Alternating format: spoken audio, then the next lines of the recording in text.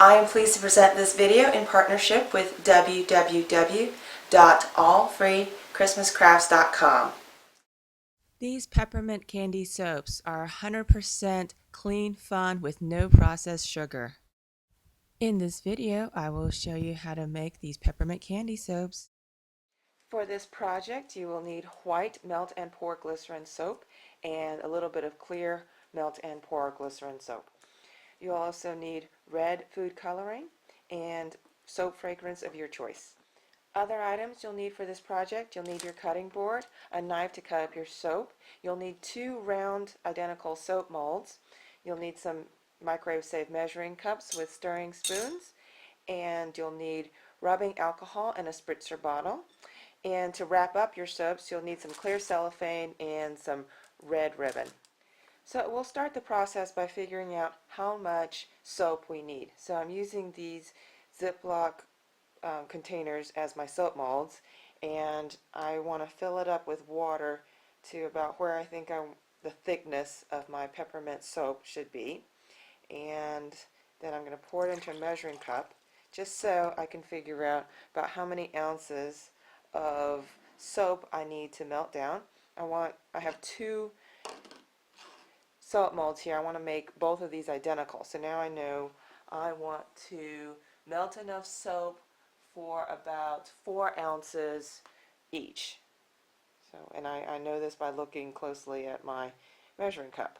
That we will be cutting up our white glycerin soap into chunk-sized pieces about the size of ice cubes.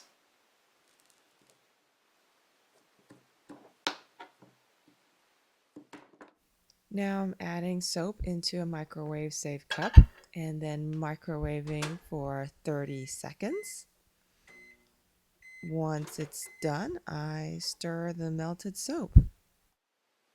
Now that I've melted down approximately 4 ounces of white melt and pour glycerin soap, I'm going to stir in my fragrance.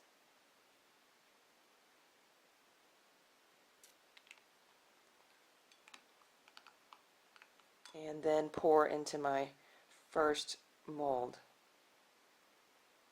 To get the air bubbles out, I'm now spritzing with rubbing alcohol.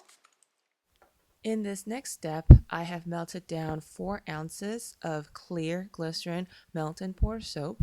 Then I'm adding my soap fragrance. And then next I am adding red food coloring and then stirring to ensure the mixture is uniform. Now I am pouring my soap mixture into my second mold. To get the air bubbles out, I am spritzing with rubbing alcohol.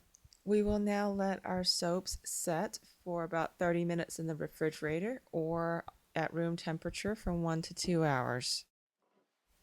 Now that the soap has completely solidified, we'll remove each soap from their soap mold.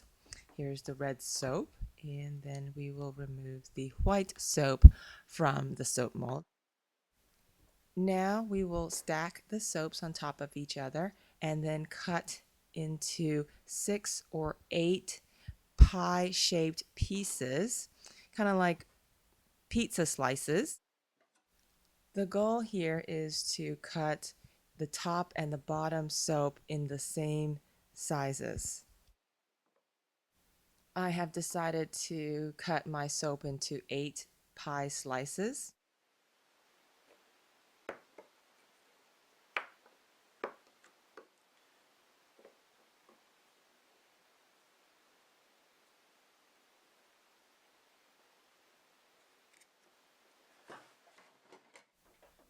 Now that I have finished cutting my pie slices out, I am going to alternate top and bottom white and red soap in a peppermint pattern to make 2 peppermint pattern soaps.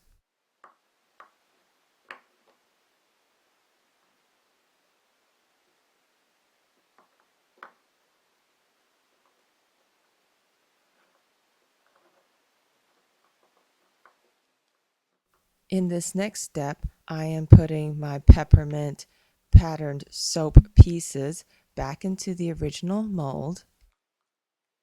I will repeat this step for the other mold. Optionally, you can melt down a thin layer of clear soap on the bottom of each soap mold before you start this process. Now that I have my soap pieces back in the molds in the peppermint shape, I'm going to spritz them with rubbing alcohol and then pour a thin layer of melted clear glycerin soap over the top of each peppermint soap.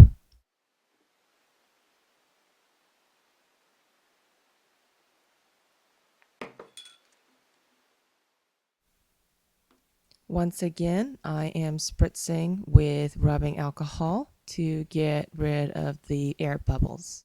Once again, we will let the soap set either at room temperature or we will refrigerate it. All right, now that the soap has solidified again, we will pop them out of their molds. Next, I am wrapping each soap up in cellophane and twisting the edges. Then I am tying a ribbon around each end to secure it in place.